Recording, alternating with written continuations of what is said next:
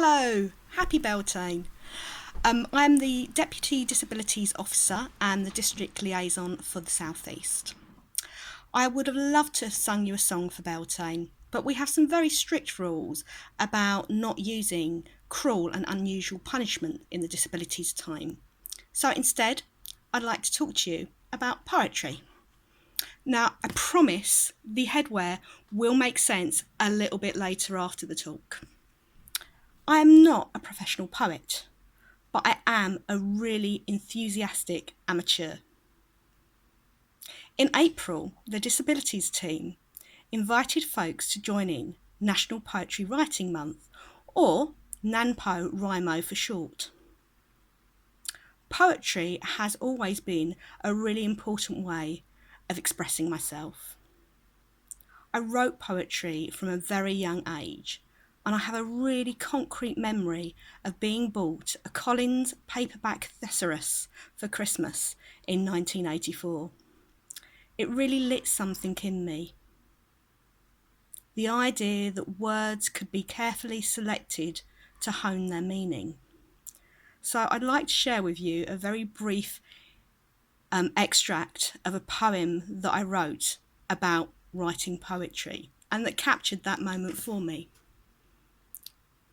My girlhood was filled with composition books, kittens on their covers, rhyming couplets composed to Tessa, a pudgy Dalmatian cross, pencil mark smudges trying to draw around my own thumb to annotate my text, writing a beguiling, innocent pastime.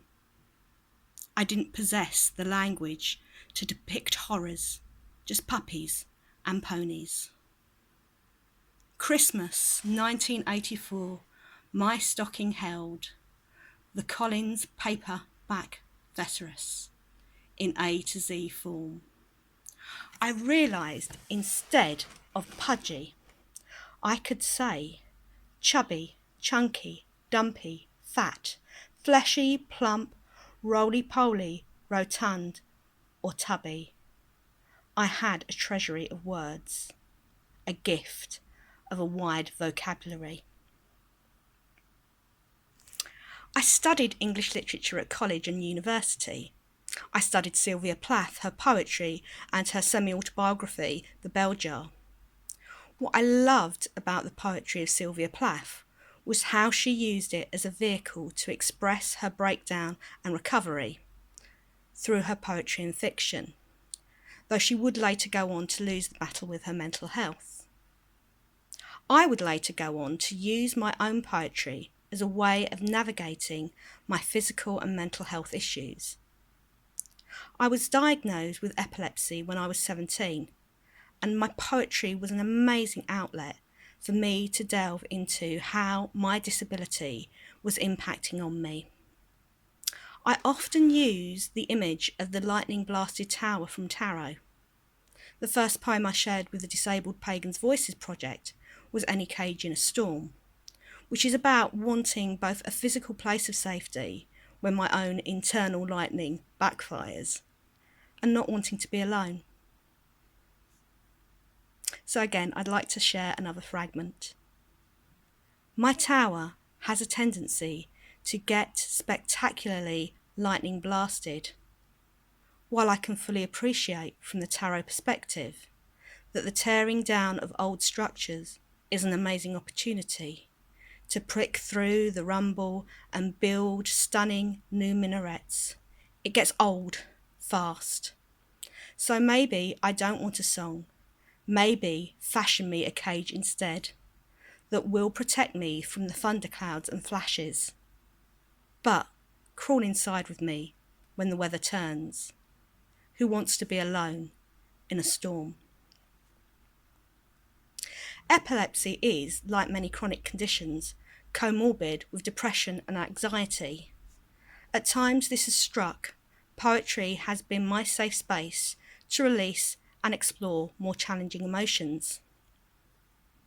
My epilepsy was controlled for a number of years, and I found that I didn't really write much. I realised a lot of my poems in later life had been focused on my disability. I had a breakthrough seizure in 2012, and my urge to write returned. In 2016, I found a really interesting study by Valerie A. Featherstone, an interpretive phenomenological analysis, IPA, of people's seizure ictal experiences, presented via poetic interpretations. Now, anybody who has got a background in medicine or psychology will love the way that I just murdered that title, but it'll be in the notes. I was intrigued. Poetry had been a significant part in exploring my epilepsy experience. It's been a way of capturing my post-ictal, the period after a seizure, where my brain is rebooting, states. Poetry has helped me to deal with challenging feelings, express frustration with my body, medication issues, and with discrimination. It's also helped map and show how much progress I have made. So when I read Valerie A. Featherstone's study, I was really fascinated about how poetry was created from the words of participants living with epilepsy, and how then it was presented as research. How poetry wasn't just being used solely as a creative expression, but to gain insight and understanding from the researcher, and consequently fuse scientific knowledge with human experiences. The study is well worth a read, but if it pressed for time, skip to the poetry. The Coconut Day brilliantly expresses the bewilderment that accompanies post-ictal states. So, bringing me back to NaPoWriMo 2018. I participated every day, so I was able to produce 30 poems. Of those 30 poems, 7 of them were about epilepsy, and 8 of them were paganese. I stayed on prompt, which meant every day I used the prompts suggested by NaPoWriMo. I love the prompts. It gives you something to explore, be it a theme or a genre. I fell in love with the poetic form of the tanka a few years ago. A tanka is a Japanese poem form of 31 syllables, better known in its 5-line, which is 5, 7, 5, 7, 7 syllable count form. I love tankas. They're short, they're easy to work up, but can be amazingly effective at conveying ideas. So poetry is now beginning to have a real social side for me. For years I've hung out on poetry forums, sharing poems, offering and receiving gentle critique. This year also saw a first for me. I performed my poetry live at a spoken word open mic night. It was moderately terrifying. I went on my own, reckoning that if I was truly, truly awful, I could be horrifically mortified in public and no one I knew would ever have to know about it. But it was amazing. I loved every second on stage with the mic in my hand. No one cared that I was reading my poems off my phone because my brain cooties mean I can't remember or commit very much to memory. So, to finish off, I would like to share with you the first poem I ever performed publicly. As it's Beltane, and we don't really touch too often on romantic love at this festival, I would like to reveal to you the greatest love story never known.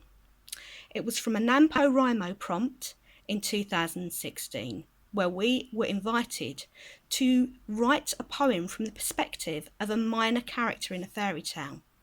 Now, it is very much a performance piece, and I apologise in advance for the headgear and my accent. My muse just channels it this way.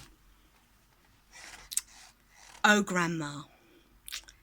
Well, my dears, I never fancied a care home, or Meals on Wheels, with a shrivelled up lump of God knows what delivered twice a day. But I'm blessed with a family who look after me, in their own way. My daughter sends her girl every couple of days with a basket full of goodies. I don't know who's more feckless, mind, her mother, who dresses her up in a stupid red cape, or the child who can't follow simple instructions. Go straight to Grandma's cottage. Do not talk to strangers. Anywho, I lie there, my stomach thinking my throat's been cut, when I hear a knock at the door. I remind the idiot child that the door is on the latch. My hip's too dodgy to be getting up and down. This suspect-looking character saunters in. Oh, big eyes, big ears, big teeth. Now, I'm old, but I'm no fool, and I says, "You're a..." And before I've got a word out, that great slavering beast gobbles me up. Not so much as a by your leave. No one respects their elders these days. To add insult to injury, he starts cavorting about in my nightie. Now, I'm not one to judge. What a slavering beast does behind closed doors is his own affair. But it were my best flannelette, and he ripped the buttons right off the brute. Half an hour later, my granddaughter, little Miss Take Your Own Sweet Time, comes along. Now I've mentioned, she's not the sharpest axe in the woodshed. Well, she gives Mr. Wolf my cake, my wine. Then, after he's washed that down, then she gets an inkling something might be amiss. I can hear all this from the cavernous belly of the wolf. "Oh, Grandma, what big eyes, ears, teeth, you know the story." "Is she blind?" "He's a 6-foot humanoid wolf, in drag." "I'm 4 foot nothing. I've bounced that girl since she was a babe in arms." "OK, I may be, perhaps, once or twice, dropped her on her head, but not to recognise her own grandmother." Well, long story short, there is a scuffle. A local arborist is passing, sweeps in, saves the day, gives old Wolfie a taste of cold steel, felling him from crown to toe. I flop out like a wriggling infant. I've come to see it as a rebirth, a second chance at life, if you will. I'm carpe dieming and seizing what fishes I can catch. I've sold the cottage, and me and Sven, the wandering arborist, are shacking up together. People say it's shocking, that he's only after me for my money. But it beats feckless family or sheltered accommodation. Plus, I've got a nice fur stole, which is much more fetching than a Red Riding Hood. Well, thank you very much for indulging me. I hope you've enjoyed some of this, that it's made you smile. I would love to know if you have regularly done NaPoWriMo or you were inspired to do it this year. I really, really enjoyed looking at people's poems on the site. It was fantastic. You're all really talented, and I really hope you enjoy the rest of the festival. Thank you very much. Bye-bye.